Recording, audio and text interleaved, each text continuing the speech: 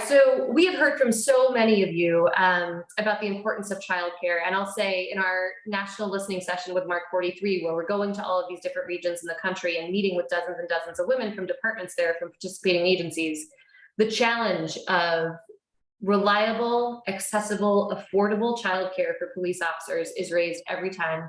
It's raised really early in the conversation, and it's raised frequently. I know we're sort of preaching to the choir, and nobody understands that better than the people on this call. And again, this is not just an issue for women in policing, though women tend to bear a disproportionate load of child caring duties, but for anyone who has caregiving responsibilities and is a police officer, this is a particularly hard thing to navigate. Earlier this year, San Diego Police Department announced that they are actually establishing a child care facility for employees of the San Diego Police Department. And at 30 by 30, we were thrilled when the architects of that child care center reached out to see how they could help support 30 by 30 agencies. And that's who we're going to hear from today. So I'm happy to turn it over. Just a quick intro to these folks. I'm so grateful that you all made the time to be a part of this conversation. But we have Jim Mackay, who's a retired San Diego police detective. He worked alongside many joint task forces with the FBI and DEA. He also served on the San Diego Police Officers Association Executive Board as the treasurer and chairman of the association's foundation. He guided the nonprofit to become one of the country's premier law enforcement association foundations. And he was also a founding member of the national coalition, UCOPS, the United Coalition of Public Safety. We also have Anne, oh no, you just told me how to pronounce it. Bosanac. Yes, we have Anne Bosanac, who's the co-founder of Emissary Relations LLC, a public affairs firm that works with major corporations, foundations, institutions, nonprofits, and individual donors to promote causes and ideas. Anne is considered a trusted advisor and ultimate connector to political campaigns, nonprofits, major donors, and companies across the country. And she specializes in strategic finance plans for established and startups, nonprofits, and political campaigns. Y'all, thank you again for making the time to share your wisdom with us, and we're looking forward to learning from you. Thank you for having us. The yellow bag has to get has to get tossed out, and then I gotta. I will share screen, and we will get going. All right.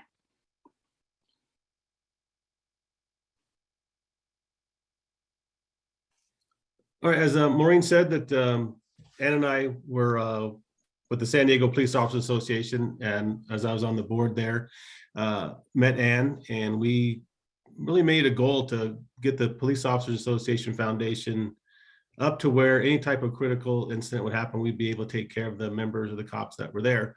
So that's where Anne and I first met, and through that, we worked really well with the foundation and growing the coffers for the foundation to where we could be able to do that.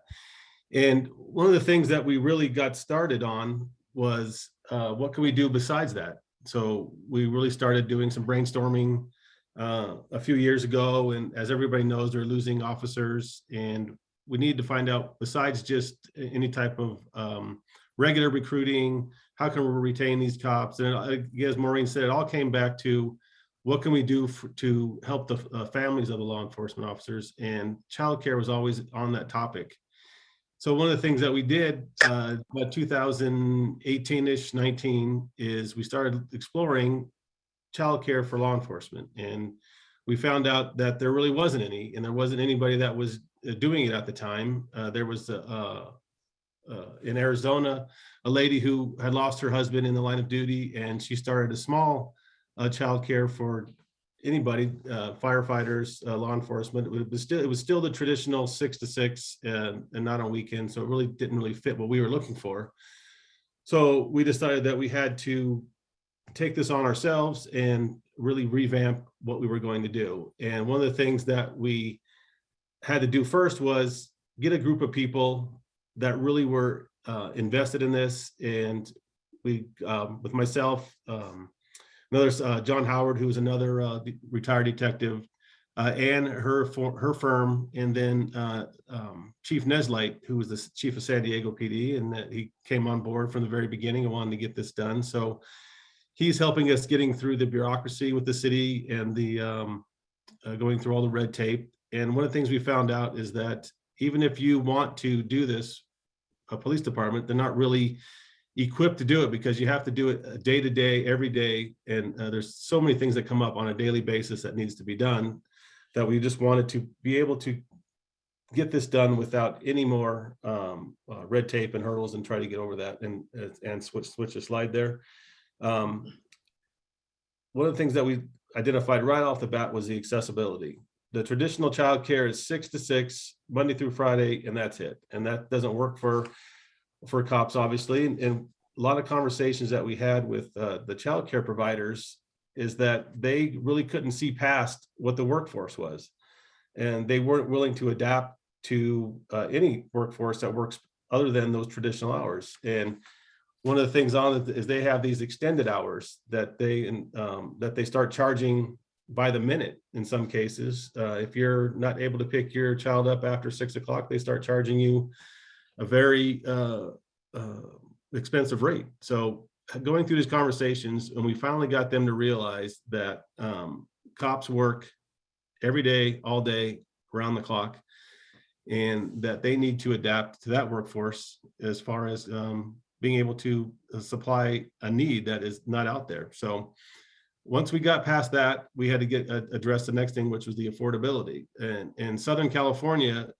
it's about $500 a week for infant care, which is just an extraordinary amount of money for people who are trying to make a living. And we thought that 50% of them off a market rate would actually move the needle to be able to help the families keep money in their pocket and actually get a quality early childhood education and childcare for their children. And how we're going to do that was we had to build a partnership between government, private philanthropists, and private entities to be able to make it come together. So it's just something that right off the bat, we just kept jumping over the hurdles of anytime we came to a solution, we came to a roadblock. So we just had to work around those roadblocks. And it's been about a 4-year journey so far, but in San Diego, we were able to get it done.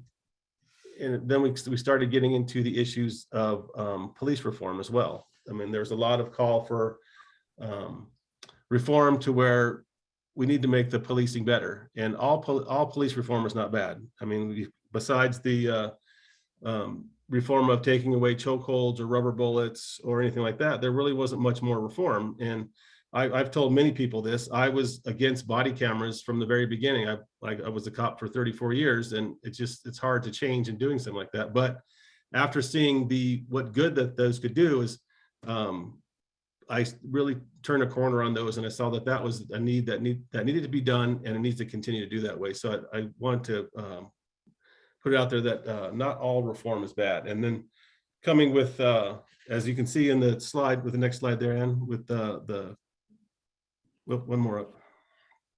Wait, this was the last one. That goes to this. Well, I'll just kind of go off script here a little bit. Here we go. With a lot of stats that came out from PERF, everybody on this webinar knows how the crisis is in America with crime, and there we go. There we are. And the staffing needs. Again, we don't want to stay too much on this because everybody knows the stats that are in here. And part of the reason that we wanted to get into this was to help reform the policing for the future. And part of the reform also with Maureen and 30 by 30, again, the stats that she provided us were invaluable for us going forward with talking to philanthropists or government and letting them know that the initiative for 30 by 30 is going to improve policing, because as you can improve the policing by bringing more women into the workforce, and also the women that are already there and getting them in command positions, because that, as we all know, that as the workforce grows, that you need to have those command positions with a variety of different people. And you can go past that one there, and it's so back with the child care there, it's broken into many ways. But the major was their working hours. And once we got past that, they were able to see that this, the people who work retail, or they work at grocery stores, or they work in law enforcement or firefighters, they all work past these hours of 6 to 6. So they really opened their eyes and were willing to work with us as far as changing the childcare industry. And I think moving forward, we'll be able to get more workforces into this to where the childcare centers that are chains or franchises will start changing their hours and really working, because the hour of 6 to 6, let's just say it's, they charge the $20 an hour to watch, that's just a random number, $20 an hour to watch your child. But after 6 o'clock, they bump it up so much that now they see that it's just part of the workforce. And so that that fee will just continue on through the clock to when they're open. So that was a huge success for us. And being able to bring quality education into the after hours as well, just because at 6 o'clock, most schools are closed, doesn't mean that the education should stop for the pre-K going forward. And in San Diego, one of the things that the association did right off the bat was look at who are the leading childcare providers in the country, and Kindercare was one of them. The Learning Care Group was another. And so we really wanted to go with a childcare provider who is nationally recognized and has the top-notch curriculum. So we just didn't want to provide a babysitting service. We also wanted to provide a quality childcare education system as well. Am I missing anything on the childcare portion at all?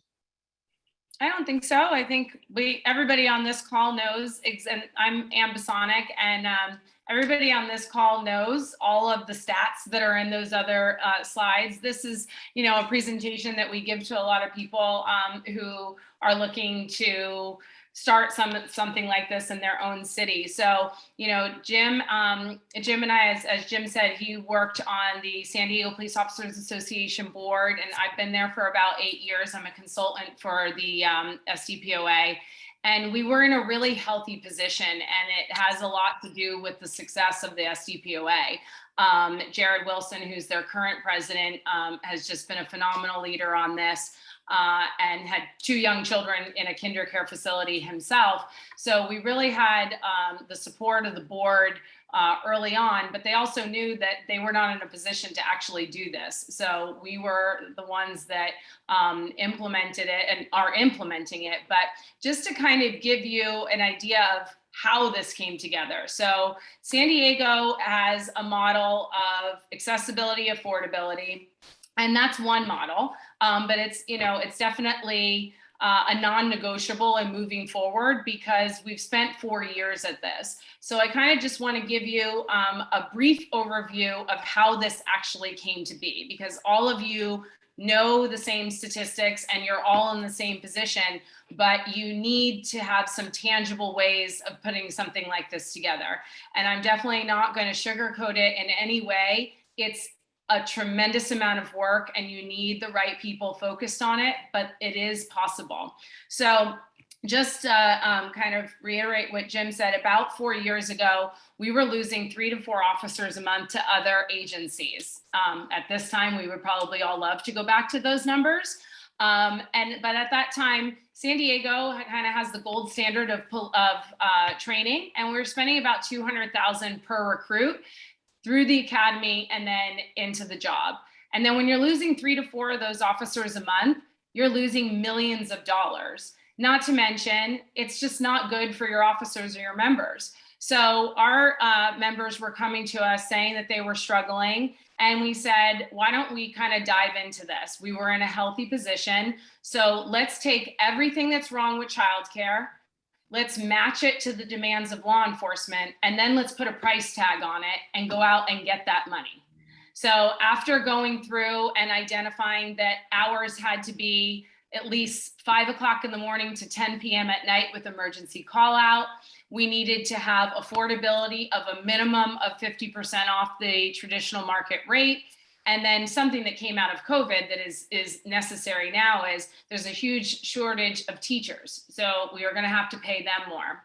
If you put all of this together with construction and 3 years of operating, because you obviously can't start something like this and then run out of money in a year. You need to have at least 3 years of operating. When you put something like that together, it's a huge price tag of about $4 million.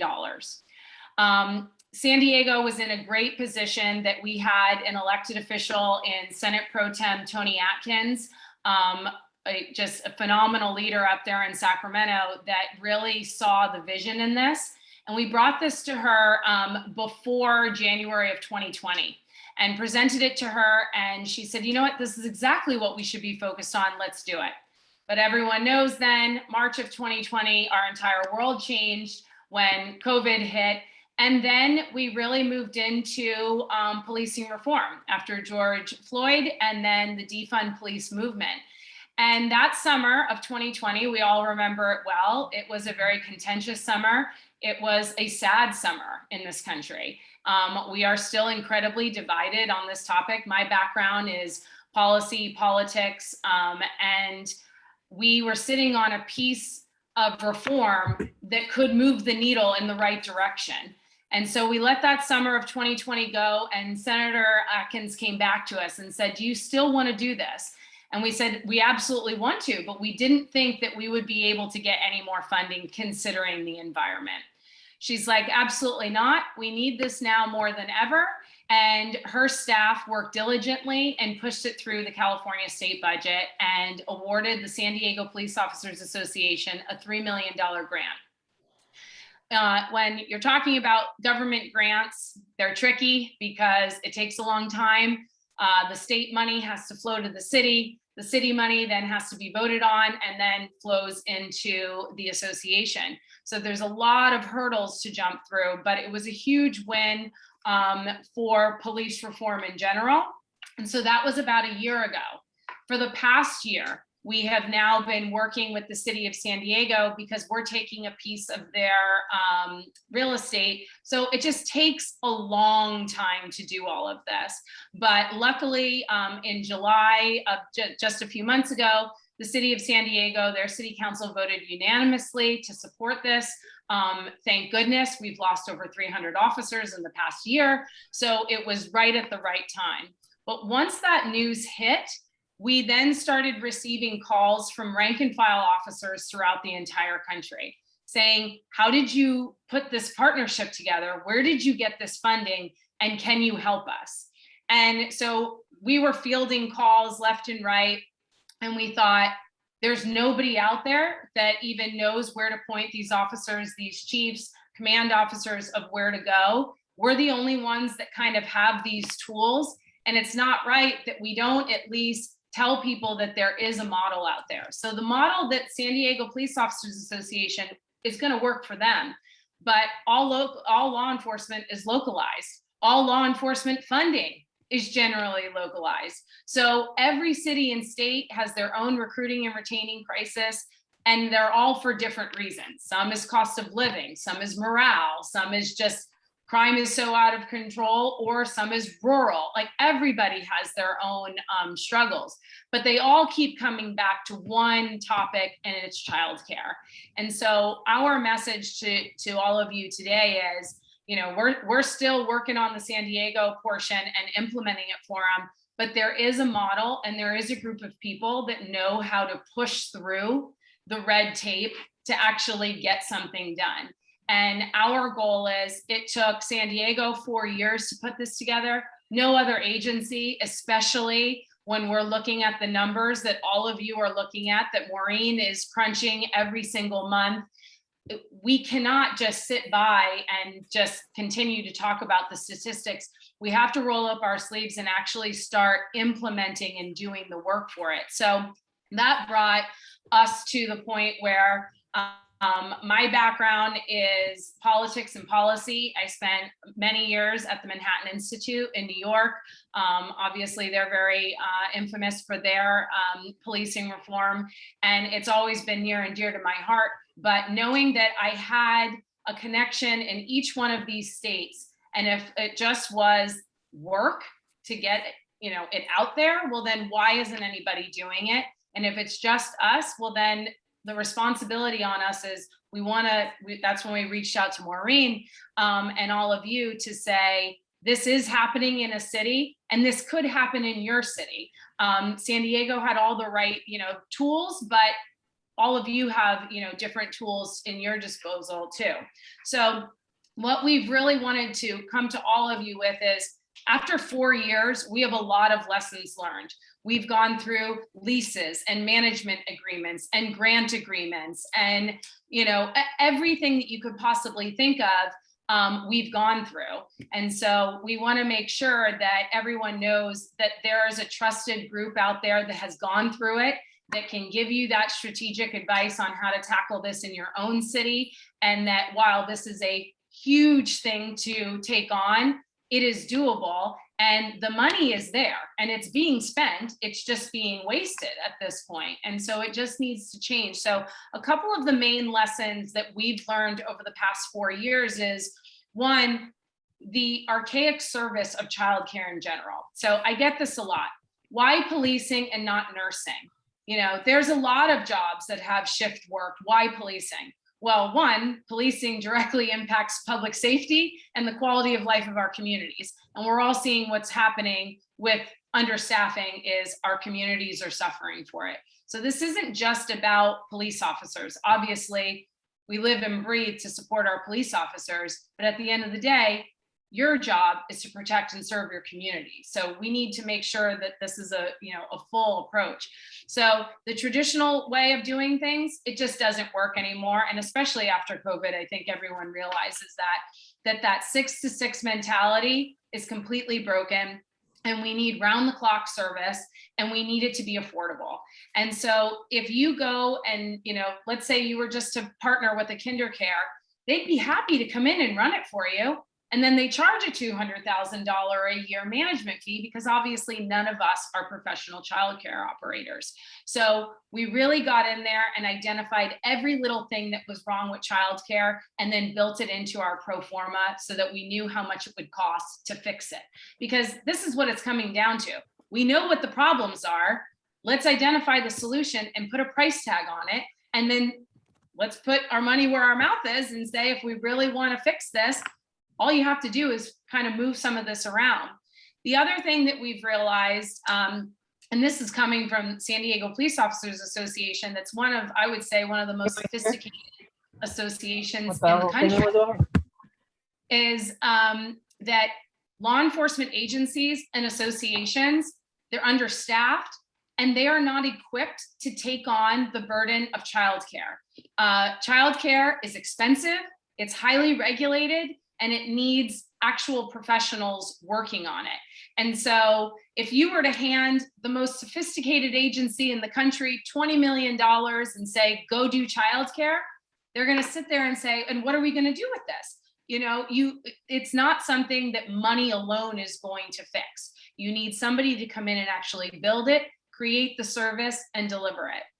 The other lesson that we learned are the traditional avenues of supplementing and providing for childcare services. It is a dream that Maureen will be doing more over at DOJ because the traditional ways of funding childcare are completely broken. Before COVID, the money would then flow from the feds to the state through block grants. After COVID, it would then go through CARES dollars through counties. Both of those don't end up in law enforcement. When you go through vouchers and things like that, most law enforcement don't really, it doesn't really apply to them because of income levels. It also, you have to wait a whole year for a tax refund, and it doesn't take care of the accessibility of every single day having a secure, safe, fantastic place to drop off your kid, have peace of mind, and go execute your job. So all of those traditional ways of funding it doesn't matter. So even if you were to hand an officer $2,000 and say, go do childcare, that could help them. They could get a nanny, in-home care, they could share. But again, it's not getting to the crux of the problem of having a secure place to drop off your child. So we realized, okay, the funding mechanisms aren't working. We were very lucky, and we're talking California here, not traditionally the easiest thing to get stuff done. And we were able to do that here. So we were able to change it. The other thing with childcare funding is that it's so stringent that you can only use it maybe for construction up to 200,000, or you could only use it for furniture and fixtures, but you can't use it to pay salaries. Well, a childcare facility is a business in a building that employs somebody to watch children. So you need those operating costs to be taken care of. So in addition to what we are doing, we're working with Congressman Scott Peters. He's been a huge supporter of this from the beginning on a national bill to create a fund of $150 million that all of your cities and counties would be able to apply for, up to 3 million, so that you guys could have the same opportunity that San Diego had. And so that right now, the bill is drafted. Obviously, we're in a very contentious election season, so all of that is happening, but we are approaching it on that side too, and how we take, and how we tackle the traditional ways of funding and update them. And then the other thing that we realized was, I deal with the political side. Jim comes from the law enforcement side. There's just as much bureaucracy sometimes in law enforcement as there is in politics. And what we realized is that we were a good match in that we brought the two worlds together.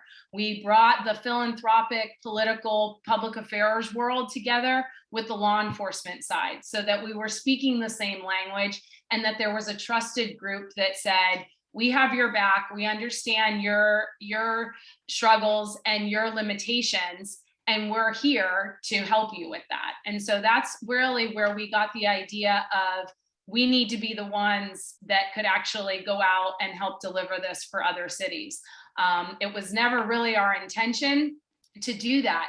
But after we had so many people from around the country reach out, it just, we realized we had to do that. So I wanted to share with you cost, and then, another story of how we localize this. So just in terms of cost, these are both, really ballpark figures. And until you get into construction, you really don't know. But through construction and 3 years of operating, and as I mentioned, it has to have that 3 years of operating, because you cannot provide this for your officers or your members, and then a year later, your funding dries up, and then that's it. So you're looking at about a $4 million project on this. And that is the construction and the operating. The operating cost is about $1 million a year.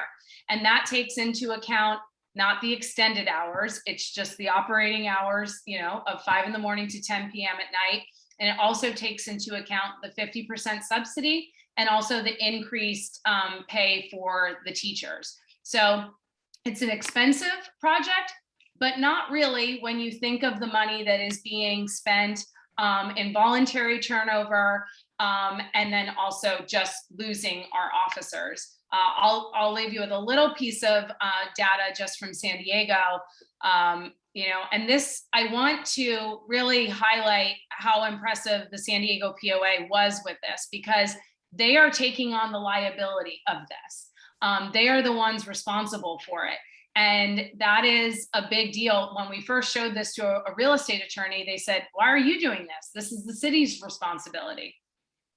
Maybe, but it's not happening. So at this point, when the workforce is in such crisis, and we need to be moving these numbers up, and if we want to get to 30% women in the next 7 years, there is a model here that is affordable and can easily be replicated in other cities. It's just going to take will, and it's going to take a lot of work.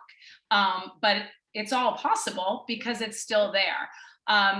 So that's kind of, the estimated cost of it. And that's, based off of San Diego numbers. So California, that's as expensive as you're going to get. But a little side story for you, and really one of the inspirations that has us going out to so many other states. And actually, I wish that I should have invited her to be on here. Detective Anjali Hoxie from the Idaho State Police. She saw the news article about San Diego, called the city clerk of San Diego and said, please put me in touch with the architects of this plan. I need to know how to do this. I've gotten clearance from my captain to work on it. After talking to her, she had a baby. Her husband was a narcotics detective, and they were desperate. They had no childcare. She was one of the only, if the only, sex crime detective, female sex crime detective for the Idaho State Police, working on child enticement. And she would be getting called out on undercover, and she just needed a place to go.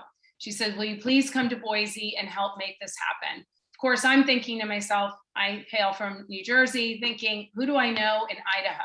But turns out we knew a bunch of different people in Idaho. We were able to go there and get a public-private partnership going there. So the JR Simplot company is invested in it, and they are partnering with us really as an inspiration because of Detective Hoxie. And I just can't underestimate just how big of a deal she was to this and inspiring us to go nationally. Her story is even more important now because 3 weeks ago, she had to resign from the Idaho State Police because she does not have childcare.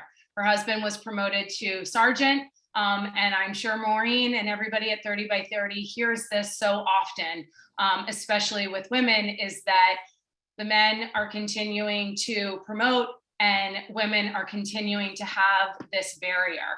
And so she is now helping us in Idaho piece together the rest of that public-private partnership with government and private philanthropy. But Idaho is one of those states that most likely will be done completely private philanthropically. And if I had a choice, I would do everything private philanthropically. I would keep everything out of city real estate. I would try to avoid as much government funding as possible. But at the end of the day, government's sole responsibility is public safety, and we are in a public safety crisis. So this is a need for government to fund, and it's also something that the philanthropy side can also get involved in. So that was the estimated cost. And then this is just our team, just to kind of run through it for you. Myself, Chris Gober, who is one of the best attorneys. He's located out of Texas. John Howard, who's a retired detective from San Diego. Rebecca Clamine, she is kind of everything money-wise.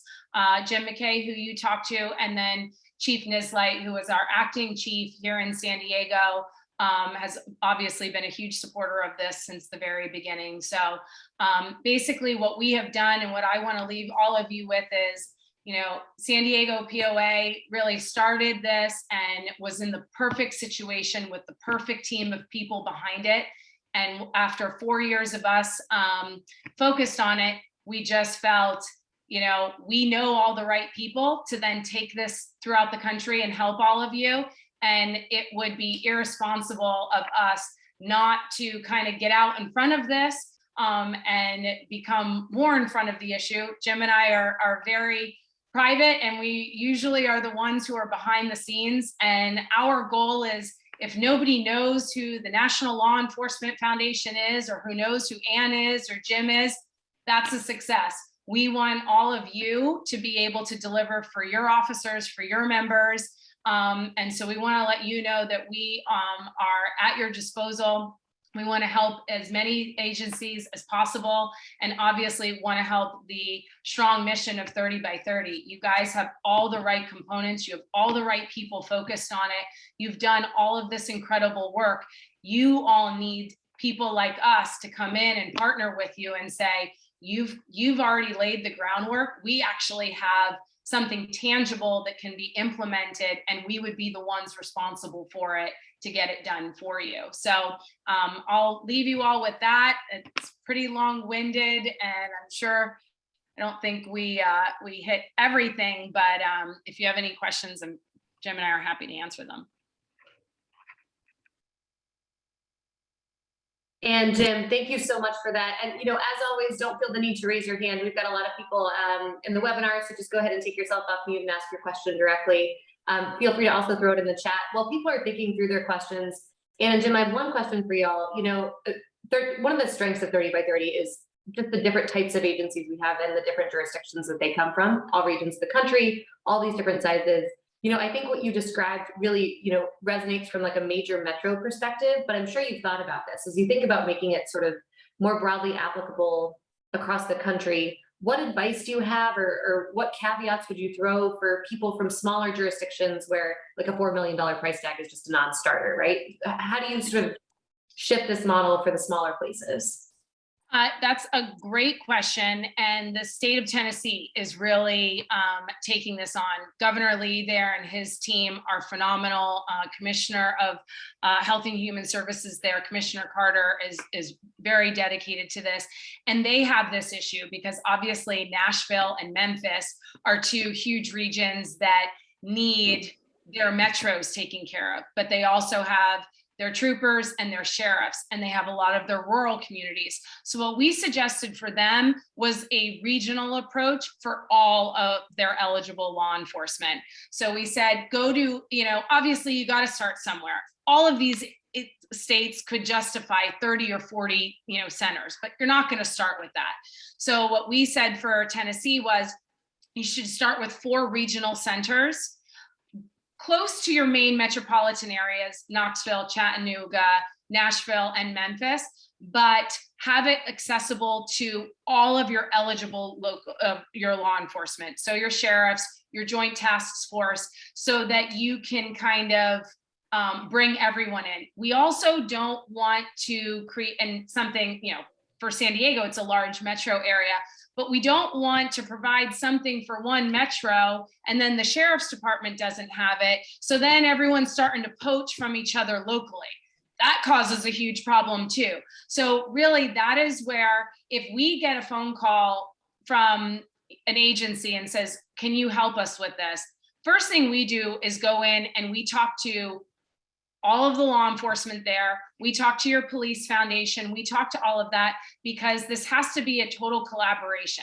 We never want to come into someone's city and cause any type of confusion amongst your supporters, your agencies, your police foundations. We never want to do that. So we really come in and customize it, base it on that city and state. And when you're looking at the rural aspect, you definitely need to make it more of a regional approach so that you can fill the center with other children. But one of the things, and you know, this is where our partnership is key. Most law enforcement want their children to be in a very secure facility. They don't want it to be public. And I did see one of the questions in the chat was, where is the location? So it's public knowledge, but I don't ever say exactly where the location is because of security purposes. We never want to tell, you know, everyone where a group of police officers' kids are, but it is located in our police facility. So it is as secure as you're going to get. But, you know, that it has to be localized and customized based on the needs and what works for an LAPD. We're currently working with LAPD on identifying the main areas. You know, 9,500 officers over 425 miles is very different than rural area around Chattanooga. So and that is also where our balanced team comes in. Whatever city or state, I'm probably going to be able to connect to the right political people there or the right philanthropic people. And so when you come in, you obviously go with what the law enforcement agency wants to do, and then you create a plan that gets them to where they need to go. So San Diego, that was a little bit easier. You have some rich people, you got a nice corporation that's going to give you some money, and then you have the wonderful budget of the state of California. So that's one way of doing it. That's not the way it's going to work in every other state. As I mentioned in Idaho, public funding is very hard to come by. So really they're going to have to strap this together privately, but they have a lot of great people there privately who would do this. But you need somebody like me who's going to call that company every day and make it, a sense of urgency of why they need to give.